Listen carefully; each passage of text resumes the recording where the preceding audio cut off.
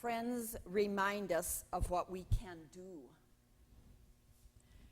For a long time, I was so uncomfortable with all the healings and the reviving of lives that we find in the scriptures, both the Hebrew scriptures and the Newer Testament, like those in our readings today. These healings just didn't seem relevant to my life of living with early stage, early onset Alzheimer's. I was not visibly ill to most.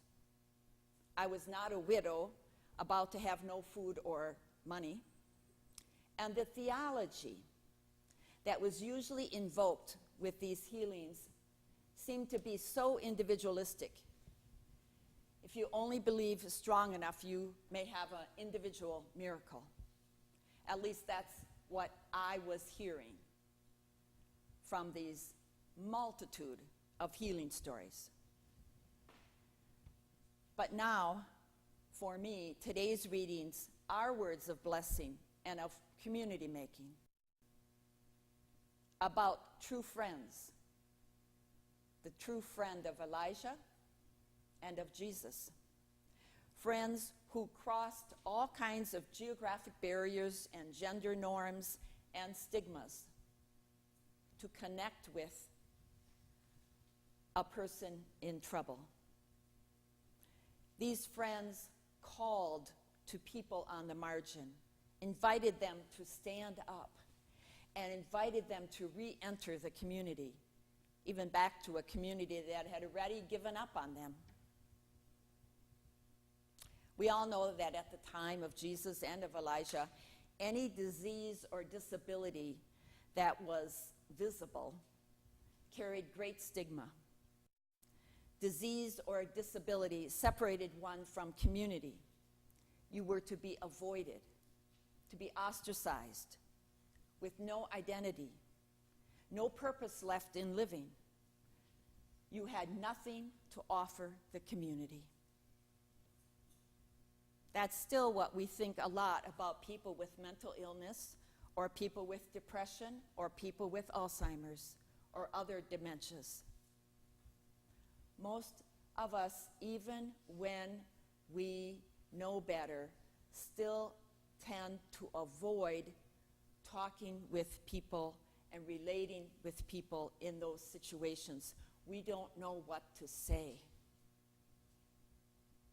And back then, to be a widow without a son to provide identity and community connection, back then, in the time of Jesus and Elijah, to be a mother who no longer had a son and a widow, well, your life was just doomed. Life was over for a widow losing her only son. Elijah and Jesus might have both had a special compassion for the woman in their midst, knowing that the kind of work they were doing as prophets was dangerous work, and knowing that their own mothers might be in that situation someday, a widow losing her only son. Well, Elijah and Jesus addressed the relationship, not the disease, of the young person, and the relationship of the young person with their mother and with their community. And God remains in relationship with us forever. God will not forget us. The Spirit of hope, continues to address our relationship in the community. The Spirit of hope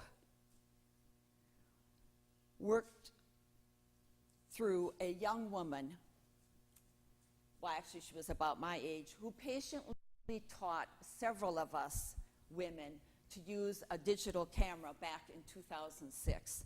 That's when I had to leave my life's work because of my cognitive health changes. I had no idea that I could share the beauty of the earth with people through photography.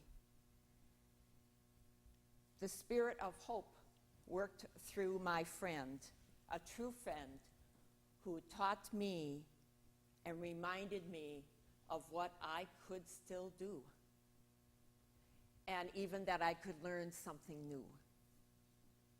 The Spirit of hope worked through a pastor here in Dodgeville who, when I joined Grace Lutheran Church and spoke of my cognitive disability, it was known already because I was on relief from call.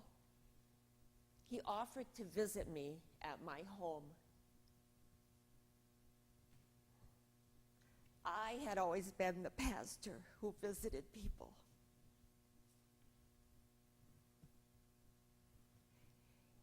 It happened again. Other true friends, pastors in this area, we take turns among the Lutheran ELCA pastors in a cluster to visit at our different congregations. One of cognitive changes are very emotional, and I've always teared easily, but I tear even more now. So you get to experience that and learn from it. This surprise and true friendship was when the local class cluster asked if they could have their cluster meeting where I live at Rock Ridge Community, and we walked the labyrinth. And they considered it one of their important congregation visits. For us with cognitive changes, we see the link between personal health and the health of others, and health of our relationships with others, and the health of the planet.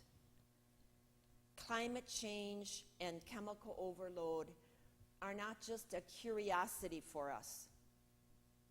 It is real. It affects us and our families every day.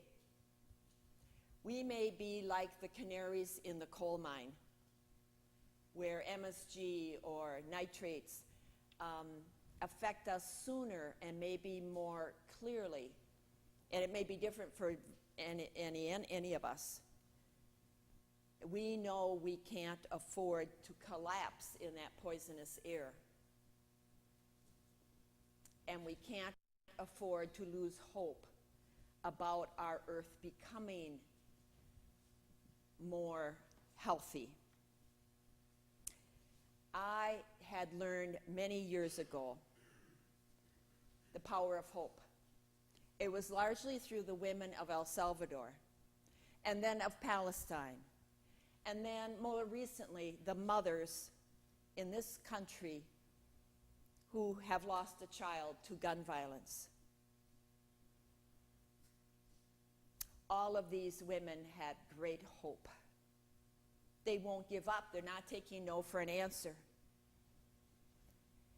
And so are all of us called to speak out and act with others for change, to benefit our own well-being, our children's health, and the wellness of all communities, and the wellness of this earth. Yet those of us with cognitive changes, those of us once we have a label of Alzheimer's, even if it's very early and there's much hope about our conditions, we are often the ones who have been let go from our jobs or fired or demoted, or who have had to retire early, as in my case, because our stressful jobs worsened our symptoms. Many would rather we were out of view and out of sight. And unfortunately, that's even true in our congregations. Or at least family members in our congregations often feel that way. And it may be because bringing a friend with you to a congregation or a relative who is acting differently than they used to Gee, they might be as upsetting as a young child who calls out or acts spontaneously in ways we're not always used to as adults. We need to get over that. Because persons with cognitive changes still have a lot to offer, even if it is just telling their story. I think too often the reason that people back off from people who have changes beyond their age in cognition, not just memory, it could be other aspects. People back off because it reminds them of a disease that they fear and they dread. There is now considered to be more stigma around Alzheimer's and other forms of disease that can become dementia than there probably is around HIV/AIDS. And that's why you have been a friend here today, because instead you have welcomed me to tell our story. I say our because I do speak for many. Pat Summitt, the winningest coach in America, a women's basketball coach from Tennessee, is now, I would have to say, semi-retired because of her Alzheimer's, and she's been public about it. And she says what she hates the most is to keep hearing what she can't do. She can't do this, she can't do that. She, like most of us, would prefer to be reminded of what we can do. And studies prove us right. We may need some assistance, some adaptations, some breathing time. We may need to leave the group of children that we enjoy spending time with, but we just need to get away from the commotion for a while. Pat Summitt would put it in her words: right foot, left foot, and then breathe. Early on, we may sometimes mix up our words or are slow to get them out or slow to get them in from others. We may get distracted, as I often do, or we may become so focused on literal words that we hear that we don't catch the point of the communication. Some of us shuffle our feet differently than we used to, wear out our shoes differently than we used to, have tremors, have other physical effects. I was falling. Spatial things can change for us. But it's different for everyone. Even the three of us women in our family, the three of us sisters, each has different symptoms. But we all three have to pace ourselves carefully and include lots of physical activity and restorative time. But the one thing most everyone I know that's in my shoes has found, that contributing to our communities is therapeutic for our personal health. We don't just want to be cared for. We still want to be able to share what we can share. Even if it's as simple as telling our story, or maybe the same story over and over. Each time I hear that one of my photos on Facebook has drawn a person closer to creation, I am affirmed. That itself is therapeutic when they put the like sign on the photo. Each time my sister held her fussy grandchild in her arms to help with the family, she knew she was contributing. Each time I'm invited to share like today, it's a blessing for me. Anytime we see our stories and then see the relief in the other person, the person who's maybe because of Alzheimer's in their family has met someone that makes them feel safe to deal with this issue and to get more information and the power to act. And just to see that on their faces is another moment of knowing we really are contributing. For getting help early is the most important thing we can do. Unfortunately, cognitive changes are seldom talked about in polite conversation. And yet, a third of Wisconsin families have a loved one with advanced dementia. The baby boom means that the numbers of Alzheimer's will likely triple in 40 years. Most affected families feel alone, stressed, shamed, and depressed.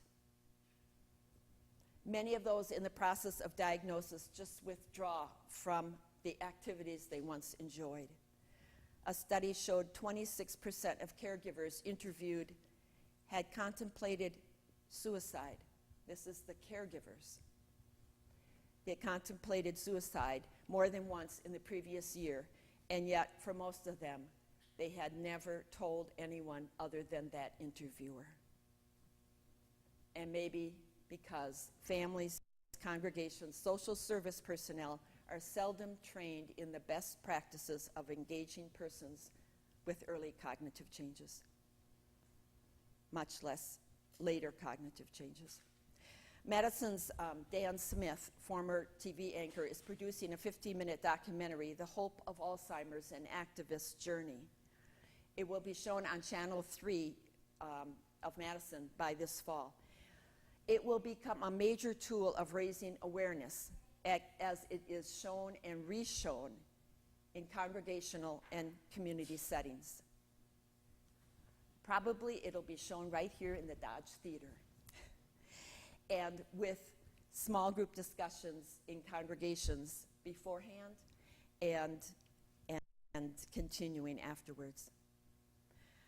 My own mother and aunt had lived 20 years with confusion that started in their 50s before they died of Alzheimer's, probably a combination of Alzheimer's and vascular dementia. Research now tells us that so many of us have assumed if you have a gene for it, that's it. But now it is becoming more clear that you might have a gene that makes you more susceptible to a form of something that's called Alzheimer's. But the environment has a lot to do with whether it gets triggered.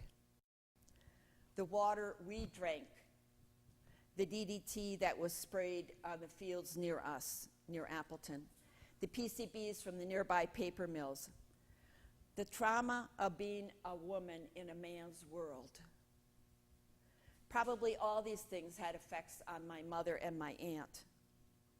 They and we grew up in Outagamie County, and during the summer of 1955, it had the highest incidence of polio in the United States. And that's still unexplained. Who knows? I left the area to go off to the convent when I was 16. My two sisters, who had more advanced cases and early in their lives, did not have, they stayed in the same area much longer, most of their lives, and still live in that area.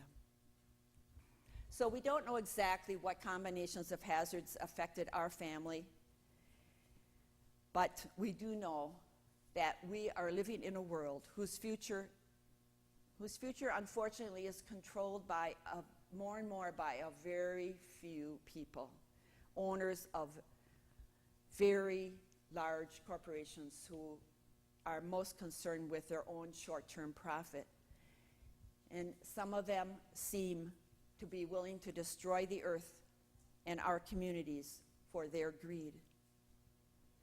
This can feel impossible to change, but I'll never forget the hope of those women in El Salvador when it seemed impossible for anything good to come, or the women in Palestine who are still hoping for a settlement that that may yet occur, and of the many here in this country.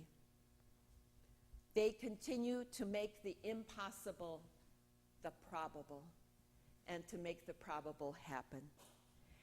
They teach us, and this is my final message, that hope is two things. It is deciding to imagine a healthier and more connected world. And hope is also deciding to work with others for that world. The world as God's household of hope and of joy for all.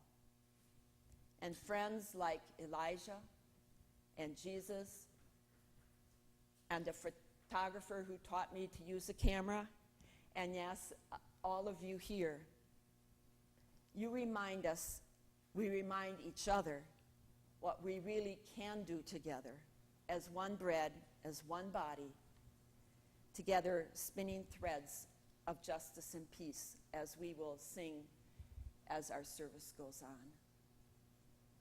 We really can remind each other of what we can do, all of us.